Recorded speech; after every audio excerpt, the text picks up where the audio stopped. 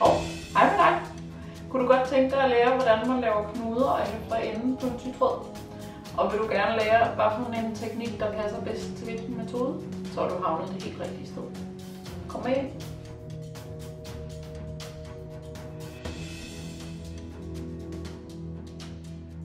Den første knude, vi skal lave, er det, min gamle broderilærer kaldte en bussemandsknude. Den laver man ved at tage tråden mellem tommel og pegefinger, rulle rundt uden at stramme, til de lige lapper over. Så ruller man ud, og så sætter man langemanden ud over snoningen, og så trækker man stille og roligt tilbage. Bum. Så får man sådan en lækker stor bussemandsknude. Hvis man gerne vil have en lidt mindre knude, så kan man gøre det, at man lægger trådenden hen over nålen, så man har spidsen til den ene side, trådenden til den anden side, og så snor man 2-3 gange rundt. Pas på ikke at stramme for meget. Så tager man fat med tommel og pegefinger og trækker den stille og roligt ned over tråden og nålen. Bum. Så får man sådan en lille fin kontrolleret knude. Hvis man ikke vil have knuder på bagsiden, så kan man gøre det, at man starter væk fra sit motiv. Jeg gør det, at jeg stikker ned over i venstre side fra ret siden af, trækker igennem, så jeg lige har sådan 1 cm, der stikker ud, og så holder jeg fast på den med min venstre tommelfinger. Og så stikker jeg bare op der i motivet, hvor jeg gerne vil begynde at sy. Og så broderer man bare derudad. Når du er færdig med at brodere med den tråd, du lige har haft gang i, hæfter man enden med den, og det gør man på samme måde, som man gør med den løse ende. Jeg hæfter altid enderne med det samme, dem der har siddet væk fra motivet, fordi ellers så har man lige pludselig en hel masse løse ender, der sidder, og det bliver noget rod på bagsiden, og det er kedeligt at sidde og hæfte 30 ender til allersidst. Så tråder jeg lige nålen med enden, og så stikker jeg den simpelthen bare ind under de sting, jeg har broderet. Så er den væk. En anden måde at starte på er ved at stikke i stoffet. Hvis man har en fladedækkende broderiteknik, ligesom fladsting for eksempel, så kan man gøre det, at man bare stikker op og ned et par gange i stoffet.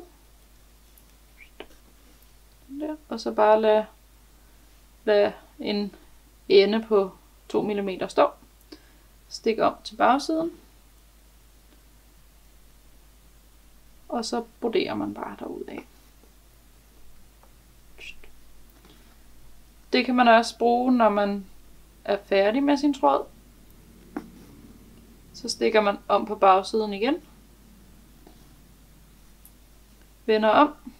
Og så stikker man bare lige den anden vej.